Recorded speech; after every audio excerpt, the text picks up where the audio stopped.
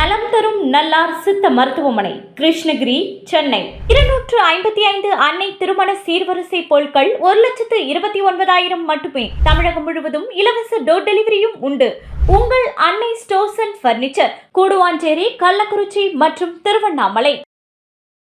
வள்ளுவம் நேயர்களுக்கு வணக்கம். அரசியல் பேசு நிகழ்ச்சிக்கு உங்களை வரவேற்பதில் மகிழ்ச்சி. என்று நம்முடன் இணைந்திருக்கிறார் தமிழ்நாடு தன்னுரிமை கழகத்தினுடைய தலைவர் திரு பழக்கருப்பையா அவர்கள். ஐயா வணக்கம், நல்லா இருக்கீங்க ஐயா?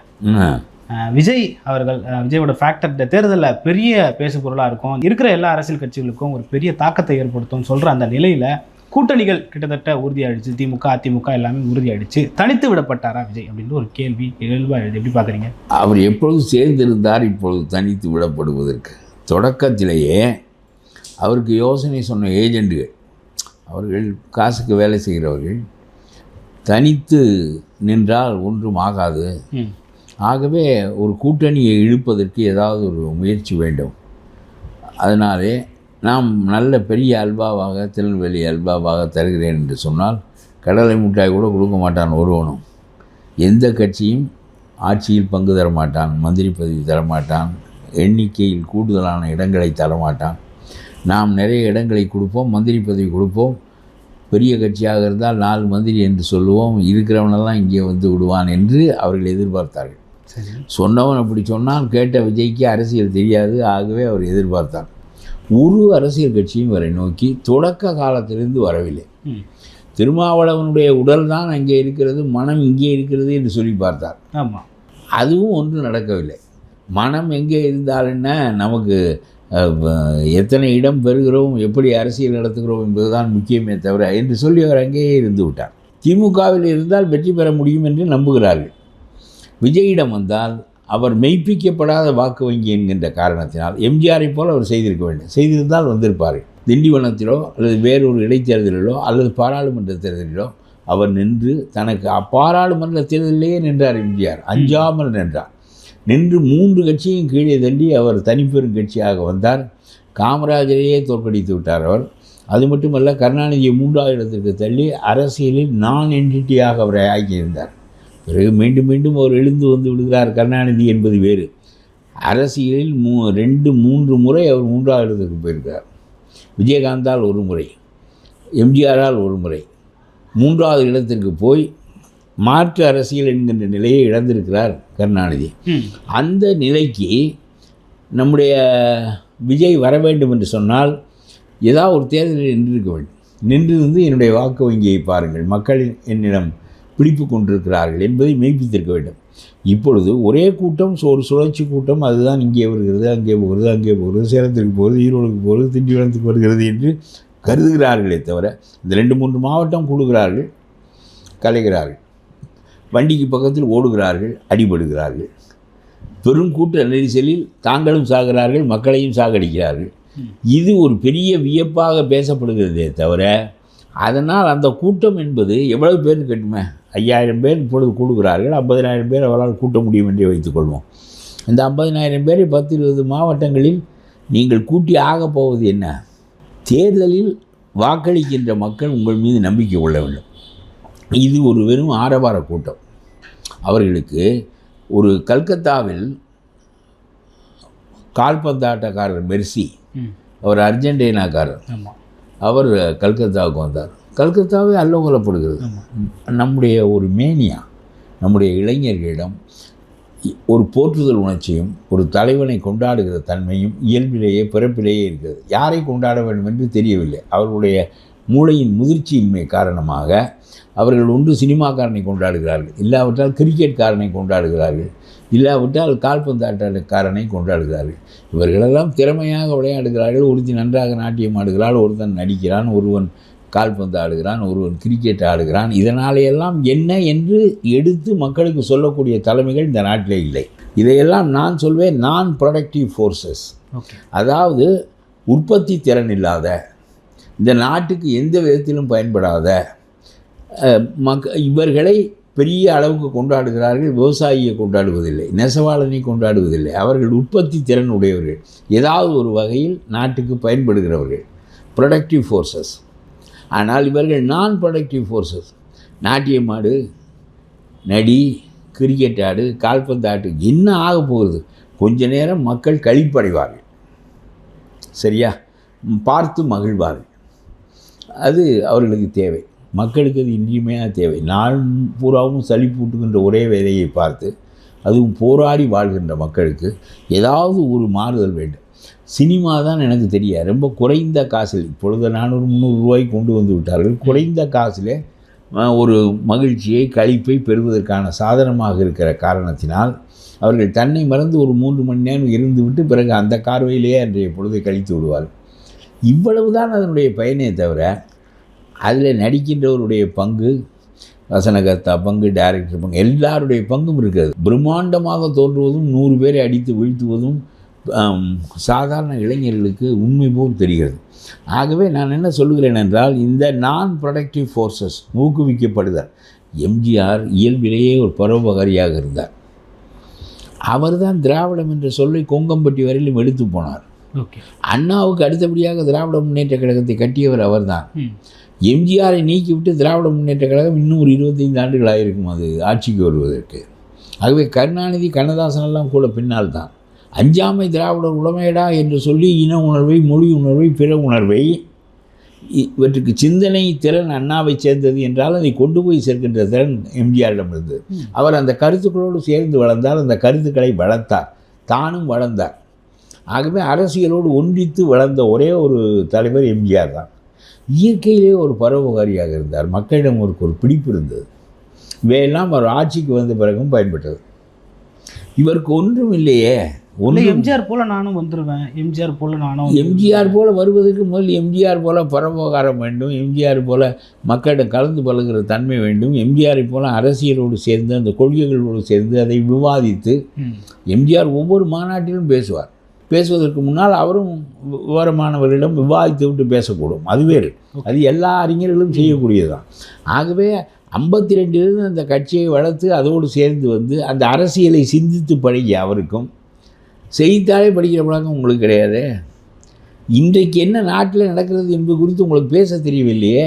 பரந்தூர் விமான நிலையம் போனீர்கள், இவர்கள் நிலங்களை சுற்றி வாங்கி வைத்திருக்கிறார்கள், அதை கொள்ளை விலைக்கு விற்பதற்காக இந்த விமான நிலையம் இங்கே இருக்க வேண்டும் என்று சொல்கிறார்கள் என்று சொன்னது சரியான கருத்து. இந்த கருத்துக்களை நாங்களெல்லாம் சொன்னபோது தனித்தனி கருத்துக்களாகத்தான் இருந்தன. நீ வந்து சொன்னபோது பெருவாரியான மக்களிடம் போய் சேர்ந்தது. நான் என்ன சொல்லுகிறேன், மறுபடியும் திரும்ப திரும்ப போய் அந்த மக்களை திரட்டி அந்த காரியம் நடைபெறாமல் தடைப்படுத்தியிருக்க வேண்டும். சேலம் 8 வழி பாதையை வேண்டாம் என்று மறுத்தவர்கள் அந்த திட்டத்தையே நிறுத்தும் அளவுக்கு அந்த போராட்டத்தை கொண்டு போனார்கள். கடைசியில் சேலம் 8 வழி பாதை தனியாருக்காக, கார்ப்பரேட்டுகளுக்காக நடைபெறுகின்ற அவ்வளவு பெரிய காரியம் தேவையில்லை என்று சொல்லி நிறுத்தி விட்டார்கள். நீயும் பரந்தூரில் போய் ஒரு போராட்டத்தை நடத்தி, இடையறாமல் நடத்தி, மக்களை திரட்டி அவர்கள் வருவார்கள். 28 கிராமம், எத்தனை ஆயிரம் வீடுகள், 4000 ஏக்கர் நஞ்சை நிலம், 80 ஏரிகள், இவற்றையெல்லாம் அழித்து இந்த முட்டாள்தனமான திமுக அரசு அந்த இடத்தை தேர்வு செய்திருக்கிறது என்றால் தரிசு நிலத்திற்கு போ. விமான நிலையம் வைப்பதற்கு உனக்கு ஓடு பாதை தானே வேண்டும். இங்கே 1000 ஆண்டுகளாக உருவாக்கப்பட்ட நஞ்சை நிலங்கள் 4000 ஏக்கர், 80 ஏரிகள் மறுபடியும் உண்டாக்க முடியுமானால்? முட்டாள்தனமாக நீ செய்த காரியத்தை எதிர்த்து பேசி அதை தடுத்து நிறுத்துவதற்குத்தான் எதிர்க்கட்சியாக நீ எப்படி செயல்படுகின்றாய் என்பதை வைத்துத்தான் நீ நாளைக்கு இந்த மக்களுக்கு பயன்படுவாயா இல்லையா என்பதை முடிவு செய்ய வேண்டும். ஒரு நாள் போனாய், பேசினாய், பிறகு திரும்பி வந்து விட்டாய், பிறகு உனக்கு ஞாபகத்திலேயே இல்லையே. அது ஒரு காரியத்தையும் முன்னால் வலிமையாக செயல்படுத்த முடியவில்லையே. எல்லாம் போய் பேசிவிட்டு நான் தான் தமிழ்நாடு என்று சொல்வதில் என்ன பொருள் இருக்கிறது என்று கேட்கிறேன். ஆங்கிலத்திலே நார்சிசம் என்று சொல்வார்கள். நார்சிசம் என்றால் தற்காதல் என்று பொருள். அது தன்னைத்தானே காதலித்துக் கொள்ளுகிற மனப்பான்மையுடையவர்கள் உலகத்தில் அருகி காணப்படுகிறார்கள் என்றாலும் இருக்கிறார்கள். அவர்களுக்கு அந்த தன்னை காதலித்துக் கொள்ளுகிற தன்மை, நான் யார், நான் எவ்வளவு பெரிய, தனக்கே தான் வியப்பு, அதை நார்சிசம் என்று சொல்வார்கள். அந்த பாங்கு அவரிடம் இருக்கிறது. நான் தான் தமிழ்நாடு தான் நான். இதுவரையிலும் தமிழ்நாட்டுக்காக என்ன பேசியிருக்கிறாய், என்ன செய்திருக்கிறாய்? நான் கேட்கிறேன், எதை சிந்தித்திருக்கிறாய்? ஏதாவது ஒரு கருத்தை, இந்த விண்ணப்ப படிவங்கள் தவறாக இருக்கின்றன என்பதற்காக நீ போய் போராட்டம் நடத்தினாய். விண்ணப்ப படிவங்கள் இதில் பெருவாரியான பேரை நீக்கி விடுவார்கள், இதில் ஒரு சதி இருக்கிறது என்று ஸ்டாலின் சொன்னார். ஸ்டாலின் எல்லாவற்றையும் இப்படி தான் சொல்வார். மோடி செய்கின்ற எல்லா காரியங்களும், மோடி வலது கையால் சாப்பிட்டால் இடது கையால் சாப்பிட வேண்டும், இந்த ஆள் வலது கையால் சாப்பிடுகிறார், சதி, அது ஒரு சதி என்று சொல்லுவார் ஸ்டாலின். என்ன அந்த மாதிரி இவரும் போய் இப்போ போராட்டம் நடத்தினார். 50,000 பேர் 10,000 பேர் திரட்டினார். அந்த போராட்டம் நடந்தது. ஆகவே வாக்குப்பதிவு படிவங்கள் மோசடியானவை, நம்முடைய வாக்குகளை பறிப்பதற்கு மத்திய அரசாங்கம் செய்கின்ற சதி என்று ஒரே ஒரு போராட்டம் நடத்தினார். சரியா? ஓகே. அதற்கு பிறகு அவை மிக சிறப்பாக செயல்பட்டன. இறந்தவர்கள் நீக்கப்பட்டார்கள். ஒருவன் 4 தொகுதியிலே பெயர் வைத்திருப்பது நீக்கப்பட்டது. இடம் மாறியவன் தன்னுடைய பெயரை நீக்காமல் போய்விட்டால் அந்த பெயர் நீக்கப்பட்டது. இப்படி ஒரு 70-80 லட்சம் பேர் தமிழ்நாட்டில் நீக்கப்பட்டது.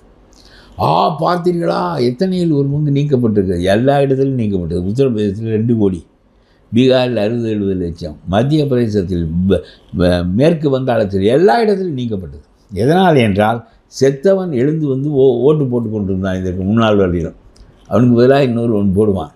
இப்பொழுது செத்தவன் போட முடியாது. 2 இடத்துல வாக்கு வைத்துக் கொள்ள முடியாது. குளத்தூர் தொகுதியில் ஒரே முகவரியில் 130 பேர் வாக்குப்பதிவு செய்து வைத்திருக்கிறார்கள். இவர்கள் அங்கே போய் போட்டு விட்டு வந்து தலையில் அடித்து விட்டு மறுபடியும் போடுவார்கள். இந்த வேலைகளெல்லாம் இனிமேல் நடக்காது என்றால் அது திருத்தப்படுகிறது. இதற்கு போய் நீ போராட்டம் நடத்தினால் உனக்கு புரியவில்லை என்று அர்த்தம். எவனோ சொல்லுகிறான், நம் கட்சிக்கு ஒரு போராட்டம் நடத்த வேண்டாமா, நம்முடைய பலத்தை காட்ட வேண்டாமா? உடனே ஒரு 10,000 இளைஞர்கள் தருகிறார். 100 பேர் வரமாட்டான் போராட்டத்துக்கு. திமுக காரன் 1000 பேரை திரட்டுவான், சட்டி முட்டியெல்லாம் கொடுத்து. தானாக வருவது என்பது அரசியலில் போய்விட்டது. இந்த நிலையில் நீ நடத்திய ஒரே ஒரு போராட்டம் வெம்பி போய்விட்டது. பிறகு அதை பற்றி நீ பேசுவதே இல்லை. எது குறையோ அந்த குறையை தேர்தல் வரையிலும் எடுத்து செல்ல வேண்டும். அதுதான் அரசியல். அப்படியெல்லாம் இல்லாமல் சும்மா மொட்டையாக எனக்கு கூட்டம் கொடுக்கிறது என்றால் கூடிய கூட்டத்தை வைத்துக்கொண்டு என்ன செய்ய போகிற? நீ ஒரு அரசியல் இயக்கமாக ஆவதற்கு காங்கிரஸ் உன்னோடு வருவது உன்னை ஒரு விதத்தில் அரசியல் சாயம் பூச வைத்திருக்கும். ஒரு 60-70 இடம் நீ இயல்பாக கொடுப்பாய். திருமாவளவனை இழுத்து பார்த்தாய், வரவில்லை. காங்கிரஸை இழுத்து பார்த்தாய், கடைசி நேரம் வரையிலும் உன்னை கழுத்தறுத்து விட்டு போய்விட்டார்கள். காங்கிரஸ் கழுத்தறுக்கப்பட்டதற்கு என்ன காரணம் என்றால் ராகுல் கையிலேயே அந்த அதிகாரம் இல்லை. ஓகே. ராகுல் விஜயோடு போக வேண்டும் என்று ஏன் விரும்பினார் என்றால் அதிக இடங்களை பெறுவது மட்டுமல்ல, அரசியல் நடத்த வேண்டும். ஒரு கட்சியோடு 20 ஆண்டுகள் முடங்கி போய் கால்கள் நடமாடாத கால்கள் மரமரத்து போய் விடுவது போல இயக்கமற்று போய்விடுகிறது என்பதற்காகவும் அவர் விரும்பினார். வேறொரு அமைப்பை வளர்த்து பார்ப்போம் என்றும் நினைத்தார். இவர்கள் தன்னுடைய கைக்குள் இருப்பார்கள், பூனைக்குட்டியை மடக்கி மடியில் வைத்துக் கொள்வது போல இவர்களை மடக்கி வைத்துக் கொள்ள முடியும் என்று நினைத்தார். ஆகவே கழகம் செய்து பார்த்தார்கள். ஆனால் ஏன் நடக்கவில்லை என்றால் ஆரம்பத்திலேயே சிதம்பரம் போய் சொல்லிவிட்டு வந்து விட்டார். மூப்பனார் போல நான் இந்த கட்சியை உடைத்து எல்லா எம்எல்ஏக்களையும் இந்த பக்கம் கொண்டு வந்து விடுகிறேன், அவர்களுக்கு மீண்டும் நீங்கள் இடம் கொடுங்கள், நம்முடைய காங்கிரஸ் தான் உண்மையான காங்கிரஸ் ஆகும், பழைய நரசிம்மராவ் காங்கிரஸ் மாதிரி அந்த காங்கிரஸ் படுத்துவிடும், ஒரு 10 பேரை வைத்து கொண்டிருப்பார்கள், பிறகு நாம் தான் எம்எல்ஏக்கள் உள்ள கட்சியாக இருப்போம் என்று சொல்லிவிட்டு வந்து விட்டார். அதனால்தான் கடைசியாக சிதம்பரம் போய் அதை முடித்து வைத்தார். தொடக்கத்தில் இந்த கழகத்திற்கு வித்திட்டவர், அதாவது எந்த காரணம் கொண்டும் அவர்களுக்கெல்லாம் என்ன நோக்கம் என்றால் ஒரு எம்பி ஆக வேண்டும், ஒன்று தேர்தலில் போட்டியிட்டு, இல்லாவிட்டால் ராஜ்யசபா மூலமாக 20 ஆண்டுகளாக எம்பி ஆகிவிட்டால் அங்கே போய் மந்திரி ஆகிவிடலாம் டெல்லியில். அது வேறு இடங்களிலே வெற்றி பெற்று வருகிற பெரும்பான்மையை வைத்து மந்திரியாக, இப்படியே இவர்கள் காலத்தை ஓட்டியவர்கள். இவர்கள் தங்களுடைய தலையில் துண்டை கட்டி கொண்டு களத்தில் இறங்கி கட்சியை வளர்த்தவர்கள் இல்லை. காமராஜர் இறந்த பிறகு இவர் ஒரு தலைமை ஏற்று அதை நடத்தியிருக்கான். இந்த காங்கிரஸ் மாவட்ட கமிட்டிக்கு கீழே கமிட்டியே கிடையாது. ஆனாலும் 5% வாக்கு இன்னும் காமராஜர் முகத்தை நம்பி தெற்கு பகுதிகளில் போட்டு கொண்டிருக்கிறார். கட்சி இல்லாமல் வாக்கு வங்கி ஒரு 5% இருக்கிறது. இந்த 5% வாக்கு இன்றைக்கு எந்த கட்சிக்கும் முக்கியமானது. ஏனென்றால் 2 பேரும் சமமாக இருக்கின்ற போது கூட்டணி கட்சிகளினுடைய செல்வாக்கில் தான் ஒரு வெற்றி பெற முடிகிறது. இந்த நிலையில் திமுகவும் அதிமுகவும் சில கட்சிகளை பெற்றிருக்கின்றன. விஜய் பெற வேண்டும், காங்கிரஸ் இந்த பக்கம் வந்திருந்தால். ஆனால் சிதம்பரம் 13 எம்எல்ஏ கடைசி நேரத்தில் இன்றைக்கு நாம் விஜயோடு போவது என்று முடிவு செய்துவிட்டால் 13 எம்எல்ஏக்கள் எண்ணிக்கையில் கூடியவர்கள். கட்சி தாவல் தடை சட்டம் அவர்களை ஒன்றும் செய்யாது. திமுக ஆதரவு காங்கிரஸாக மாறிவிடுவார்கள் என்ற செய்தி தான் கடைசி செய்தி. அது சிதம்பரம் செல்வ பெருந்தகை தலைமையிலே நடக்கும். செல்வ பெருந்தகையெல்லாம் படியிழக்கும் பெருமாள் ஸ்டாலின் தினம் படியிழந்து வாழ்கிறவர் தானே அவர். ஒரு ஒழுக்கமும் கிடையாது, ஒரு நேர்மையும் கிடையாது. தாழ்த்தப்பட்ட ஜாதி என்பதற்காக தலைவர் பதவி கொடுத்து பாருங்கள் நாங்களும் தாழ்த்தப்பட்டவர்களை ஆதரிக்கிறோம் என்பதற்காக அதை செய்கிறார்களே தவிர, தாழ்த்தப்பட்டவர்களில் கக்கன் மாதிரி ஆட்கள் உண்டு, அவர்களை கூப்பிட்டு உட்கார வைத்தால் அது பயனுடையது. தாழ்த்தப்பட்டவன் யோக்கியனே கிடையாதா? ஆவண்ணா ராஜாவும் செல்வ பெருந்தகையும் தவிர தாழ்த்தப்பட்டவனின் மனிதர்களே கிடையாதா? 2 பேரும் படுமோசமான ஆட்கள். ஏகப்பட்ட கிரிமினல் வழக்குகள், ஏகப்பட்ட லஞ்ச ஊழல்கள், இவர்கள் தான் முன்னிலையில் இருக்கிறார்கள். சரி, இந்த உள்கை விவகாரம் திமுகவை பலப்படுத்தியது என்பது ஒரு பக்கம் இருக்கட்டும். விஜயிடம் வரமாட்டார்கள் என்று ஸ்டாலினுக்கு முன்னாலேயே தெரியும். ஏனென்றால் இந்த 13 எம்எல்ஏக்களும் நம்மிடம் வந்து விடுவார்கள். அவர்களை காங்கிரஸ் என்று சொல்லி, ஜனநாயக காங்கிரஸ் என்ற பெயராலே அவர்களுக்கு நாம் இடமளிப்போம். இன்னும் ஒரு 7 பேருக்கு கூடுதலாக இடமளிப்போம். ஒரு 15-16 எம்எல்ஏக்கள் ஜெயித்து வந்தால் விஜயும் காணாமல் போவார், ராகுலும் காணாமல் போவார். ஓகே, இந்த நிலை இருக்கிற போது ராகுலால் முடிவெடுக்க முடியவில்லை. ராகுலுடைய தலைமை அங்கே தன்னுடைய தலைமை கூரை வெளிப்படுத்த முடியவில்லை. சரி, கட்சி உடைந்து ராகுல் தான் தலைவர், ஆனால் ஒரு பயனும் இல்லையே, சக்தி இல்லையே. ஆகவே அவருடைய மனம் விஜயை விரும்பினாலும், ஒரு புதிய அரசியலை தோற்றுவித்து பார்ப்போம் என்று நினைத்தாலும் அவருடைய கட்சி அதற்கு சாதகமாக இல்லை. ஆக சிதம்பரம், செல்வ பெருந்தகை போன்றவர்கள் ராகுலை தோற்கடித்து விட்டார்கள். அதன் காரணமாக கட்சியாவது இருக்கட்டும் என்று சொல்லி அந்த இடங்களை வாங்கி கொண்டு வெறும் 3 இடம், இதற்கு 30 நாள் போராடி இருக்க வேண்டாம், வெறும் 3 இடத்திற்கு இந்த 0.5% ஓட்டு வைத்திருக்கிற தேதிமுக ஒரு ராஜ்யசபா பதவி வாங்கிவிட்டார். 0.5% தான் ஓட்டு வருளுக்கு. 13% ஓட்டு விஜயகாந்த் வைத்திருந்தார். இப்பொழுது 0.5% தான் இருக்குது. அவர்கள் வாங்க முடிகிறது. ஏன் அந்த அம்மாவுக்கு பயப்படுகிறார், உழலுகிறார், ஏதாவது கொடுத்து வைத்துக் கொள்வோம் என்று நினைக்கிறார்? ஏன் காங்கிரஸுக்கு பயப்படவில்லை என்றால், காங்கிரஸ் பூரா திமுக விசுவாச காங்கிரஸ். ஓகே, புரிகிறதா? திமுக விசுவாச காங்கிரஸ் எங்கும் போகாது. ராகுல் ஒத்துக்கொள்ளாவிட்டாலும் இந்த காங்கிரஸ் நம்மிடம்தான் இருக்கும், பேர் மாறி இருக்கும். சார், கூட்டணி கட்சிக்குள்ள இருக்கிற பல கட்சிகளுக்கு இந்த மாதிரியான ஒரு பிரச்சனை. ஆமாம், இது ரொம்ப மோசமாக. பண அரசியல் நடக்கின்ற காரணத்தினால், ஒரு ஒழுங்கும் இல்லாத காரணத்தினால், ஒரு நேர்மையும் அரசியல் இல்லாத காரணத்தினால் யாரும் தன்னை விற்றுக்கொள்வதற்கு தயாராக இருக்கிறார்கள். திருவள்ளுவர் சொல்லுவார், கயவன் தான் தன்னையே விற்றுக்கொள்வான் என்பார். ஓகே, விற்றுக்கோள் தக்கதுடைத்து என்பார். ஒரு நன்மை கிடைக்கும் என்றால், ஒரு நன்மை கிடைக்கும் என்றால் நம்மை விற்றுக்கொள்ள மாட்டோம். கயவன் தன்னை விற்றுக்கொள்வான் என்று திருவள்ளுவர் சொல்லுவார். அவன் ஒன்று உற்ற கால் ஒன்று கிடைக்கும் என்றால் தன்னையே விற்றுக்கொள்வான் அவன் என்று கயவனை பார்த்து சொல்லுவார். அதே மாதிரியான கயமை அரசியல் தான் தமிழ்நாட்டில் வேரூன்றியிருக்கிறது, இந்தியாவிலும். மேற்கு வங்காளத்திலும் அதுதான், எல்லா இடத்திலும் அதுதான். காந்தி ஒரு நேரிய அரசியலை ஒரு 40-50 ஆண்டு காலம் உருவாக்கி வைத்திருந்த காரணத்தினால் அந்த தலைமுறை இறந்து விட்டது. காமராஜரோடு, ராஜாஜியோடு, வல்லபாய் பட்டேலோடு, நேருவோடு, சாஸ்திரியோடு இறந்து விட்டது. இப்பொழுது புதிதாக வந்திருக்கிறவரிடம் பொது நன்மையை குறித்து பேசுகின்ற தலைமை பண்புடைய தலைவர்களே இல்லை. என்றாவது ஒரு நாள், ஏன்டா நீ மண்டியில் அடிபட்டு சாகிறாய், எதற்கு பக்கத்தில் ஓடி வருகிறாய், இப்பொழுது உனக்கு என்ன வந்தது, கூட்டம் கேட்பதற்காக வந்தால் கூட்டத்திற்கு வா, எதற்கு என் பக்கத்தில் ஓடி வருகிறாய் என்று அவர் சொல்வதில்லை. அவர் என்ன நினைக்கிறார், இதெல்லாம் பார்த்து மக்களுக்கு வியப்பு ஏற்படும். இல்லை, ஒரு முறை மேடையில் சொன்னார், நான் ஒரு முறை சொல்வதல்ல, நான் வண்டியை நிறுத்தி விடுவேன், வரமாட்டேன் போ, எதுக்காக ஓடி வருகிறாய். நேற்று 2 பேர் அடிபட்டு இருக்கிறான். ஒரு முறை சொன்னால் போதுமா என்று கேட்கிறேன். வண்டியை நிறுத்து. வள்ளலாரை பார்த்து கடவுள் என்று சொன்னார்கள், மூடர்களாக இருக்கிறீர்கள் என்று சொன்னார். அப்படி அல்லவா சொல்ல வேண்டும்? நான் மனிதன் தான், நான் தெய்வமா, என்னை தெய்வம் என்று அறிவில்லாமல் என்னை சுற்றி வருகிறீர்கள், நான் சாதாரணமான மனிதன், இனிமேல் என்னை கடவுள் என்று சொல்லிக்கொண்டு இங்கே வரக்கூடாது என்று சொன்னார். அப்படி இல்லாம சொல்ல வேண்டும்? எதற்காக பக்கத்தில் ஓடி வருகிற, அடிபட்டு சாவாய், நான் வண்டியை நிறுத்தி விடுவேன், நான் வரவில்லை போ, நான் ஒரு கூட்டத்தை ரத்து செய்து விட்டு போகிறேன், உங்களுக்கெல்லாம் என்ன வேறு, நான் பேசுவதை கேட்பதென்றால் கூட்டத்திற்கு வந்து கேளுங்கள், இல்லாவிட்டால் சும்மா ஆய்வு என்று கத்துவது அந்த சின்ன வயதிற்குள்ளேயே ஒரு ஆரவாரத்தன்மை. இந்த கால்பந்தாட்டக்காரனுக்கு சாகிறானே, ஒரு வெளிநாட்டுக்காரன் மெஸ்ஸி, அவனுக்கு நமக்கு ரத்த உறவா, நிற உறவா, இன உறவா, மொழி உறவா, ஒரு உறவும் இல்லை, அவன் நன்றாக ஆடுகிறான் என்பதுக்கு அவன் போய் சாகிறான். 2 கோழிகள் சண்டை போட்டால் ஒரு கோழிக்காக கத்தியை எடுத்துக்கொண்டு இன்னொன்று சண்டை போட போகிறான். இவனுடைய அறியாமை மனப்பான்மை ஒரு 10% மக்கள் இந்த மாதிரி இருப்பார்கள். அவர்களை ஒழுங்குபடுத்த உன்னால் முடியவில்லை ஒரு தலைவனால், நீ அதை பெருமை என்று கருதுகிறாயே. நான் தான் தமிழ்நாடு தான் நான் என்று சொல்கிறாயே, இது ஒரு வெக்கங்கட்ட பேச்சு இல்லையா? நீ ஒரு மனிதன், அவ்வளவுதான். எல்லா மனிதர்களையும் போன்ற ஒரு மனிதன், பிறப்புக்கு, இறப்புக்கு, முதுமைக்கு, நோய்க்கு, எல்லாவற்றுக்கும் ஆட்பட்ட ஒரு சாதாரணமான எல்லாரையும் போன்ற ஒரு மனிதன். நீ என்ன செய்திருக்கிறாயோ, உலகத்திற்காக தனிப்பெரும் சிந்தனை செய்திருக்கிறாயா? காந்தியை போல் போராடி நாட்டினுடைய போக்கை மாற்றி அமைத்திருக்கிறாயா?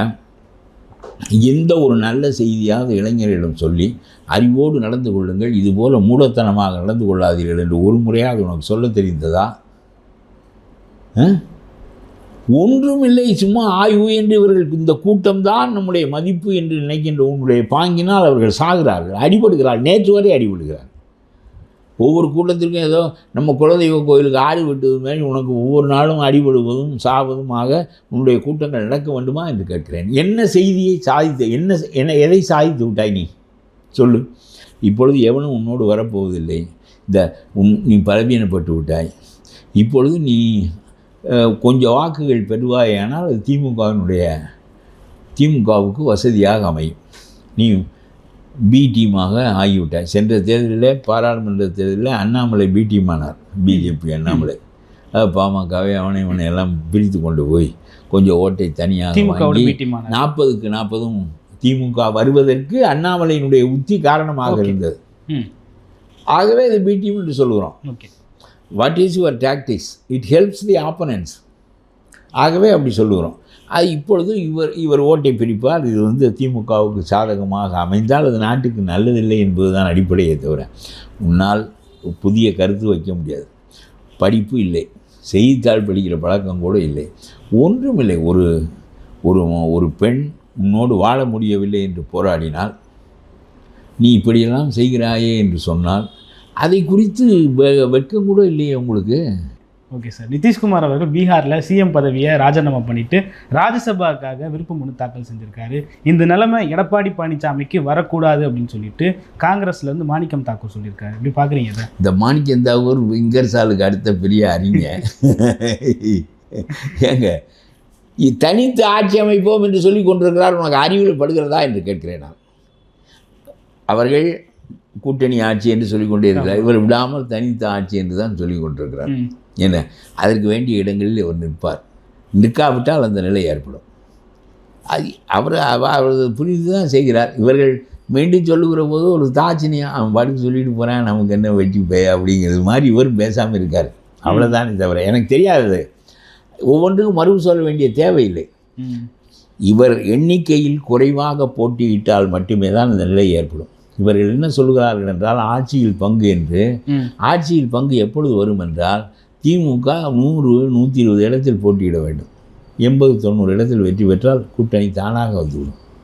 எல்லா மாநிலங்களிலும் ஆளுங்கட்சியாக இருக்கின்ற கட்சி குறைவான எண்ணிக்கையில் போட்டியிடுகிறது. பிற கட்சிகளும் அதில் பங்கிட்டுக் கொள்கிறார். நீ 2 இடத்துக்கு 4 இடத்துக்கும் அவங்க காலை கழுவி சங்கராச்சாரி விட்டு காலை கழுவுறது மாதிரி நீ அவன் காலை கழுவி 2 இடம் கூட வாங்குறியே, அவன் ஒரு 20 கோடி 25 கோடி பணம் தர மாட்டானா என்று கம்யூனிஸ்ட் கட்சி மாதிரி எதிர்பார்க்குறியே, நீ எப்படி ஆட்சியில் பங்கு கேட்பேன்?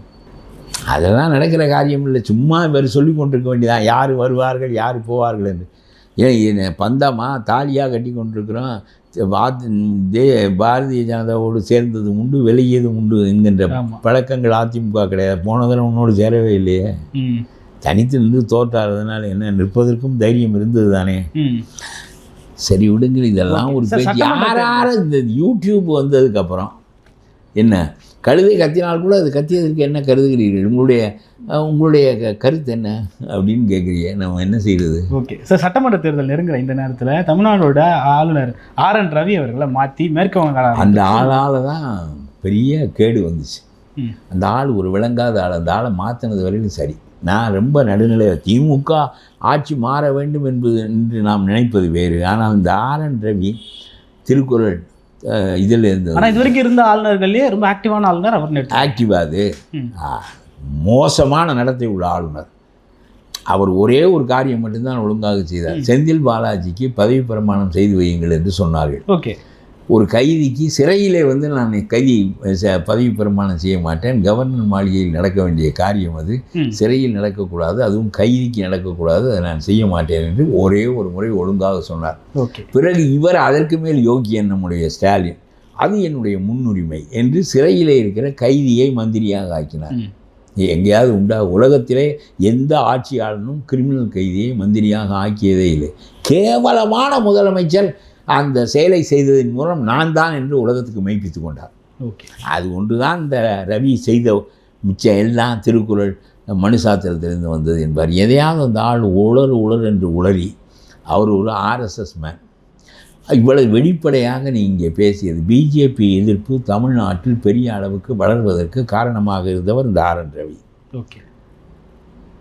நான் ஒரு தடவை அவரை எதிர்த்து போராட்டம் நடத்துவதற்கு நெடுமாறனை முன்னிலைப்படுத்தி ஒரு 100 பேரை தமிழ் நண்பர்களை கூட்டிக் கொண்டு கவர்னர் மாளிகைக்கு முன்னால் போராட்டம் நடத்தினேன். அதை ஆர்கனைஸ்ட் இட். நெடுமாறனை முன்னிலைப்படுத்தி அதை செய்தோம். ஏனென்றால் திருக்குறளை கேவலமாக சொல்லிவிட்டார். திருக்குறளை கேவலமாக சொல்வதென்றால் திருக்குறள் எல்லாவற்றையும் மிஞ்சிய சிந்தனை உடைய நூல். அந்த நூல் இந்த இடத்திலிருந்து இதை பெற்றது, மனு தர்மத்திலிருந்து பெற்றது, சமஸ்கிருத வேதத்தில், இதெல்லாம் பேசினால் என்ன பொருள்? அதற்கு அப்பாற்பட்ட சிந்தனை உடையவர் திருவள்ளுவர் என்பது தானே திருவள்ளுவருடைய சிறப்பே.